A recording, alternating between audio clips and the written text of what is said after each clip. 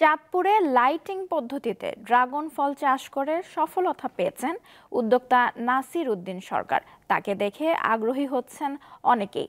আগ্রহীদের সহযোগিতা করছে কৃষি বিভাগ। চাঁদপুরের মতলবে প্রায় 12 একর জমিতে রাতে এমন আলো জ্বলতে দেখা যায়। এখানে রয়েছে প্রতিটি 15 ওয়াটের 2000 বৈদ্যুতিক বাতি। এমন মনোরম দৃশ্য দেখতে প্রতিদিন অনেকেই ভিড় করেন।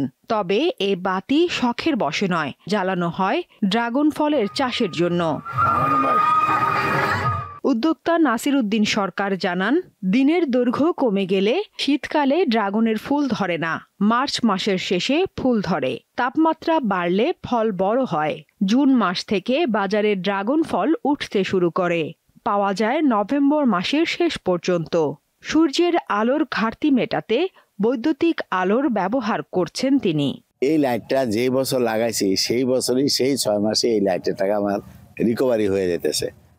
গুড। এই লাইটটা আমি আরো 10 বছর এভাবেই চালাতে পারবো।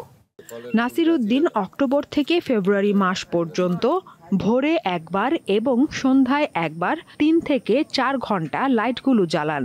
লাইটিং পদ্ধতিতে স্বাভাবিক সময়ের থেকে ডবল উৎপাদন হয়।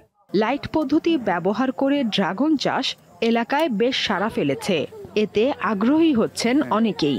আসছি ড্রাগন ফলের বাগান দেখতে, তো দেখলাম ভালোই লাগলো।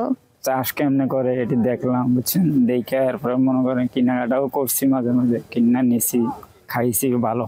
কৃষি কর্মকর্তা জানিয়েছেন, লাইট পদ্ধতির চাষাবাদে ড্রাগন উৎপাদন 2 থেকে 3 গুণ বাড়ে। এতে আমদানি কমানো সম্ভব হবে।